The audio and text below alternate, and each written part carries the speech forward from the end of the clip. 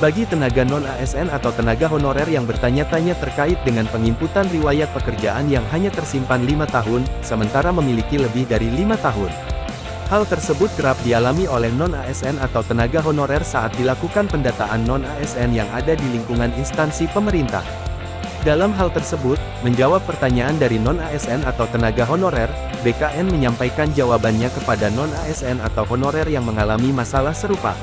Kenapa cuma 5 tahun itu memang alasannya sebetulnya kita pengen capture semua kalau bisa ya masa kerja, tapi kan di setiap masa kerja itu, kita perlu bukti SK, bukti pembayaran, kata BKN, sebagaimana dikutip dari kanal Pelayan Publik, pada Selasa, tanggal 27 September tahun 2022 lalu. Lebih lanjut BKN menjelaskan bahwa riwayat masa kerja selama 5 tahun sudah menjadi ketentuan BKN dengan berbagai pertimbangan khusus. 5 tahun aja tuh, kadang mereka sudah hilang gitu datanya, makanya kita 5 tahun aja yang cukup, kata BKN.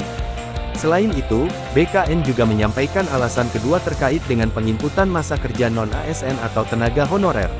Alasan kedua memang kita tidak mau membebani storage, karena tenaga non-ASN ini cukup besar jumlahnya, dan kalau satu orang aja satu file itu kan bisa maksimal 2 mega, kalau satu orang saja satu file, itu kan bisa maksimal 2 mega kalau dikalikan satu orang 5 riwayat, kata BKN. Hal tersebut dinilai akan membebani penyimpanan yang cukup besar, sehingga BKN perlu membatasi maksimal sampai dengan 5 tahun.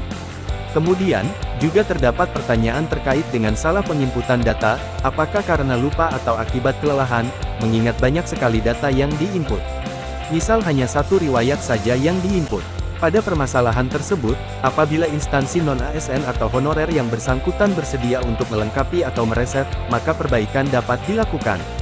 Kalau yang kelupaan baru satu riwayat, kalau instansinya bersedia melengkapi atau melakukan riset itu bisa. Dalam hal ini, jika dilakukan riset, maka tenaga non-ASN bisa membuat akun kembali dari awal. Selain itu tenaga non-ASN juga perlu membawa bukti-bukti untuk diserahkan ke instansi untuk diinput. Hal tersebut dapat dilakukan, apabila instansi bersedia untuk melakukan riset pada tenaga non-ASN. Jadi dari pernyataan ini apabila ada kesalahan dalam penginputan data, baik karena lupa, lelah atau kecapean, selama ada bukti fisik, maka dapat diperbaiki.